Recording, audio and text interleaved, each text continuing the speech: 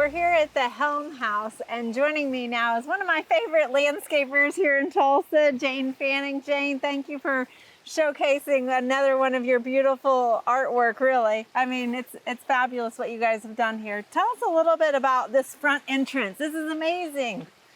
Well, I actually get to come in on the heels of some other, the home has been owned by 2 or 3 other homeowners, and they originally started some of it, but there was a lot of struggles with plant material, so we had the opportunity to come in and revitalize and rejuvenate and create and bring in and redo some things. Lots of transplanting to help embellish and take what was and take it to another level, to create a garden, because she is an avid gardener. So tell me some specifics. I know you had mentioned to me earlier that you moved Rudbeckia and some grasses. How do you decide what needs to be moved and what's better location? Then one, I communicate a lot with the homeowner. That's very important to me, to say, okay, what do you really like or what do you don't like? The second thing I do is pray a lot, because I think it unlocks the door. God created so many amazing and beautiful diverse plants and flowers and perennial, and it's taking those and blending them and moving them so that there's a flow and a harmony, a symphony of color. Right. And that's what we want. Perennials, as you know, do that a lot. We have to have some that bloom early, some bloom mid, some bloom late, and that's what we're trying to do. And so with some of the Rudbeckia, I know you mentioned you broke up those clumps so that you sort of have that spaced and kind of that repetition of that color throughout this garden. We did. But yet the grasses, you sort of clump some of those together more, right? Yeah, some of the grasses were kind of, if you will, random. And it's like, well, why not let's take a flow and bring that, and then transplanted so many different other, you know, spireas and the peonies. The peonies we moved, the phlox we moved, the grasses we moved, the abelia we moved. You know, some of the candy corn spirea we moved around in order to take color and growth and flowers and move them so that they would highlight each other.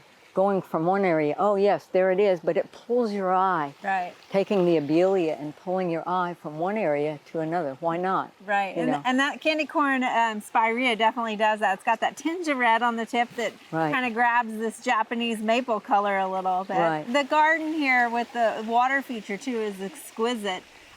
You know, just having that sound, that relaxation. It's right here in the front yard. A lot of times we think that is in the backyard. Now, I have to ask a little bit about, we've got a giant tree that just got planted here beside us. Tell me a little bit about this tree. Last Father's Day, be an upcoming year ago, they had a massive, massive, probably 4 to 5, 6 foot diameter oak that in that windstorm came down, and it took down part of the Jap maple, took down the fence, took down everything, took down the archway. And wiped out. What used to be shade is now full sun, and that all had to be redone, and so many plants moved. You know, revamping with the wisteria over the newly built arch. The Japanese maple, I'm thankful, is coming back. And then what was boxwood hedges, we turned into an herb garden, which she's always wanted an herb garden. So, and then we stuck a few jalapeno peppers in there too. You gotta have some peppers in there. Yeah, that. And same thing across the way is we transplanted an entire hedge that was blocking a beautiful set of peonies and other perennials because they couldn't get the sunlight they needed. And then we transplanted some peonies from the back to the front and made that, this is more of a French country, random, fun It's a little secret garden along the fence there. There is a secret garden. I hope y'all be able to enjoy walking down that way. She always wanted a secret garden trail and path. So. Yeah, anything that you can create that discover and curiosity out in nature, and that definitely has done it. And then probably 80% of the plant material that is now in the secret garden was once in full shade in the back. And so we used it up in the front to create a beautiful shade garden and a trail through the forest. And the style's kind of different in the backyard. The style is very different, probably more of an English formal garden or something you might see maybe in Williamsburg, where it is more structured, more formal. You can do almost anything your heart desires. It's just understanding plant material. Some loves the sun, some loves the shade. So it's like finding and moving, and a key thing also is what's going to be perennial, dying all the way back, and what will stay through the season, stay Give you green. that structure, yeah. You have a good evergreen structure.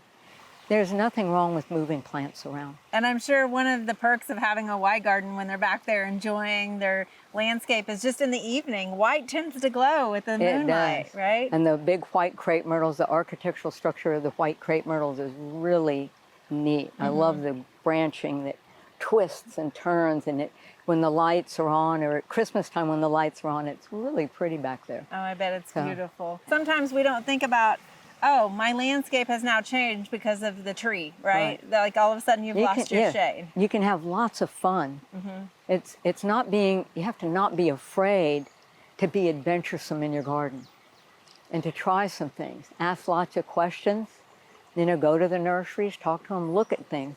And you may take 1 or 2 plants home and try them. See how you like it before you actually invest in a larger area with that. Sometimes it's good to have a potpourri of different perennials and mixing in annuals with the perennials. But sometimes it's nice to have a very formal structure, you know, so. Well, Jane, color is definitely not your problem here. I mean, you have done a phenomenal job, and we thank you so much for sharing this with us.